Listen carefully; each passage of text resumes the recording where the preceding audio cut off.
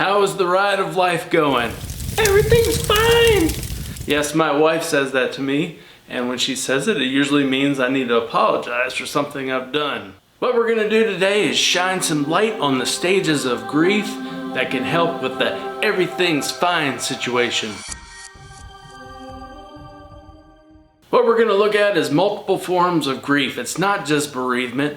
It's anything loss. It can be heartbreak. It can be change of any kind to cause stress. The key to learning about the stages of grief is to recognize what stage you're in so you can keep moving, ride out that storm to the clear skies ahead. Let me tell you my personal story about a perfect storm and the stage of the pit that I landed in.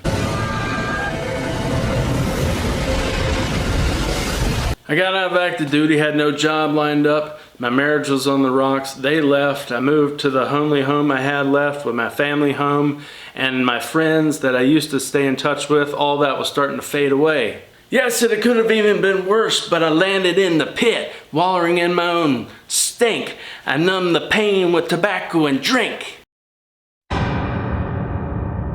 So my mental health was failing. I had no social health and I was abusing my physical health. I had only one pillar, if you could even call it a pillar at the time, to turn to. That was my underutilized spiritual pillar. We're gonna leave it with that cliffhanger for now and turn to a clip I made from a spiritual fitness video. Check this out. Stages of grief here, change, and other. You typically have your shock and denial phase. You might dip below the line in some of these scenarios. Maybe you do get angry and you get frustrated and you do say a few choice words, and you start thinking, hey, maybe I'm the problem, maybe it's me, and you start thinking about options. Okay, maybe I can get back with them. You probably don't want to do that. What you don't want to do is dip down into falling star mode. This is never an option. It is always a temporary problem. You don't want to fix a temporary problem with a permanent, unreversible solution. That's not going to work. And at the end of the day, ride the roller coaster of life. Don't get off here. Don't get off in the middle. Never get off down here. You are better off. You ride it. You get to the end. You're fine. You are much better off in the end. Better days are ahead. In the moment, it may look like a hopeless situation. One might think that during the process of attaining the knowledge of good and bad, we might learn both, right? We can't check out with the bad. Keep riding that roller coaster of life. It will get better whether in this life or the after. Here is another clip from my spiritual fitness video that goes into a deeper dive of the stages.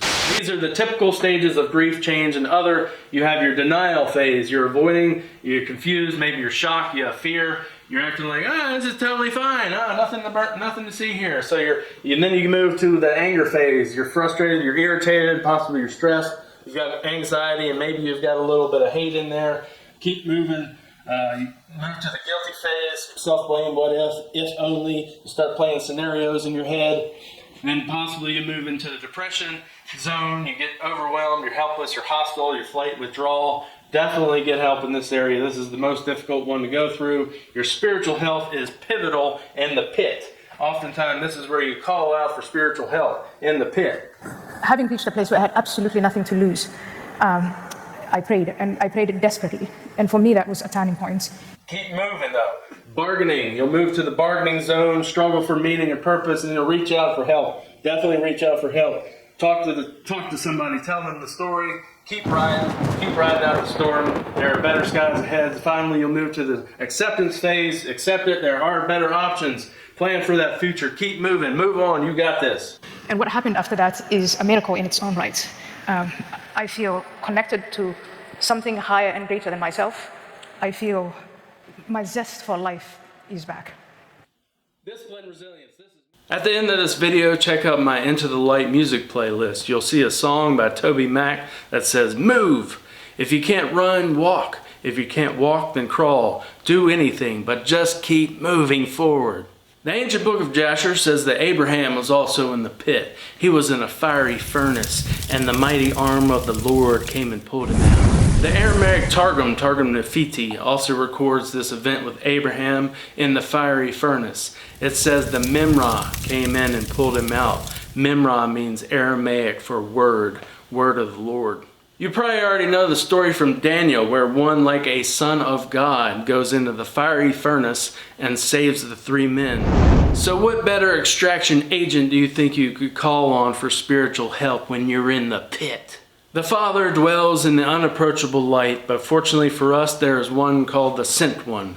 It is the face, the very divine presence, bears the divine name. It is the living word, the walking word, the one that can reach into the pit and pull us up. And if I go and prepare a place for you, I will come again and will take you to myself, so that where I am, there you may be also.